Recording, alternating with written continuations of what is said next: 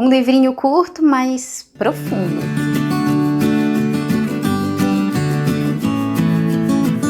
Mas antes de continuar com esse vídeo, já se inscreva, curte o vídeo, compartilhe, porque eu sempre vou trazer aqui para vocês resenhas de livros clássicos ou de temas mais polêmicos. Então, se você gosta de leituras polêmicas, de clássicos que mudaram a história no mundo, acompanhe este canal, eu vou vir sempre com uma novidade, certo? Bom, continuando aqui, gente, eu não tenho muito modos para sentar não, sabe? Eu sou uma pessoa que coloca o pé lá em cima, que cruza as pernas, então eu não tenho compostura, tá? Então, gente, isso é uma novela, pode-se dizer que até certo ponto ela é autobiográfica, né? Porque o autor, ele teve o seu avô levado pelo comboio, né, para os campos de concentração nazista. Seu pai também foi levado. Do comboio de onde foi levado seu avô, tiveram somente 2 sobreviventes. Do comboio que foi levado seu pai, apenas 6 sobreviventes. Além de ter a sua própria história como inspiração para escrever esta novela, ela também nasceu baseado em 2 nomes, né? O nome de uma família, aliás, que ele viu no Memorial da Deportação dos Judeus na França, criado em 1978, que funciona como uma espécie de jazigo para as famílias, né? E visitar uma espécie de homenagem a quem se foi nessa coisa horrorosa que foi a Segunda Guerra Mundial e o fascismo no mundo, o fascismo e o nazismo, né? E esse casal, gente, eles tinham um casal de gêmeos, né, que nasceram em outubro de 1943 e apenas 28 dias depois eles foram levados para os campos de concentração, a família inteira. Então isso é tudo que se sabe sobre eles, o resto que tem no livro é uma fábula. E assim, essa obra ela é um lançamento, né, então é muito mais fácil eu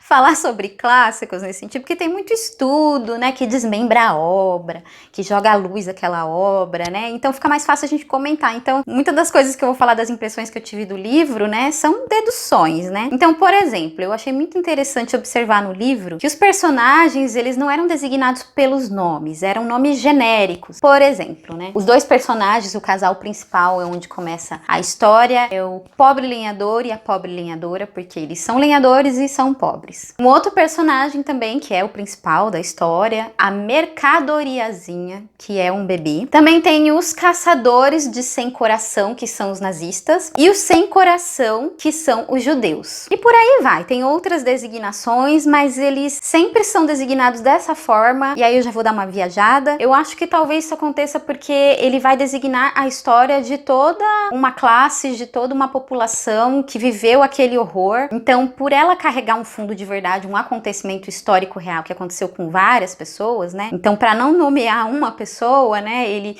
nomeou com aquilo que a sociedade via aquelas pessoas naquela época. Ele, na minha concepção, né, na minha humilde concepção, acredito que ele fez essa escolha para designar toda uma classe, uma coletividade que viveu aquele horror do Holocausto. Então essa fábula vai se iniciar pelo casal de lenhadores, a pobre lenhadora e o pobre lenhador. Eles moram num bosque, esse bosque ele é atravessado por uma linha férrea, onde passa os trens que levam os judeus para os campos de concentração como se fossem mercadorias. E a pobre lenhadora tinha um sonho de ter um filho, e o pobre lenhador levantava as mãos para o céu, porque eles eram muito pobres e graças a Deus eles não tinham mais uma boca para alimentar. O pobre lenhador, ele fazia trabalhos de interesse público, e a pobre lenhadora, durante todo o dia, ela ia ao bosque pegar lenha e também recolher algum alimento para que eles pudessem ter o que comer naquele dia ou naquela noite. E ela sempre observava aquele comboio passar, mas ela não tinha noção do que se tratava. Bom, e certa vez ela acabou perguntando ao marido dela, porque ela não sabia do que se tratava aquele trem, o que ele carregava, e ele falou que aquele trem carregava mercadorias. E na cabeça dela, mercadoria seria comida, né? Então ela logo se empolgou e ela começou, sempre que passava aquele trem, ela corria atrás daquele trem, ela esperava aquele trem, e quando ele passava, ela saía correndo, acenava pro trem, e algumas pessoas jogavam cartas, né? Só que ela não sabia ler, ela recebia aquelas cartas, mas ela recebia como uma espécie de presente, e mesmo não sabendo ler, ela guardava e mantinha segredo, não contava nem mesmo pro seu marido que aquelas cartas estavam vindo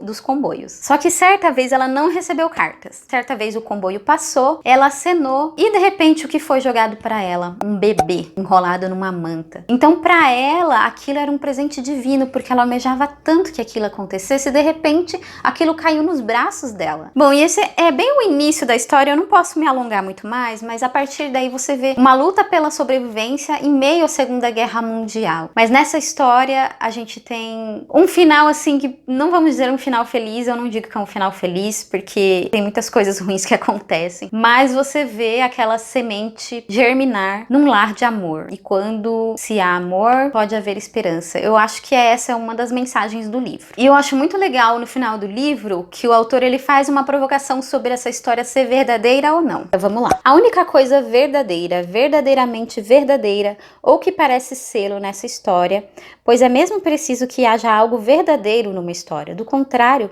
para que se esfalfar em contá-la? A única coisa verdadeira, verdadeiramente verdadeira, portanto, é que uma garotinha que não existia foi jogada da lucarna de um trem de carga. Por amor e por desespero foi jogada de um trem, enrolada num chale de oração com franja e bordado de ouro e prata. Chale de oração que não existia.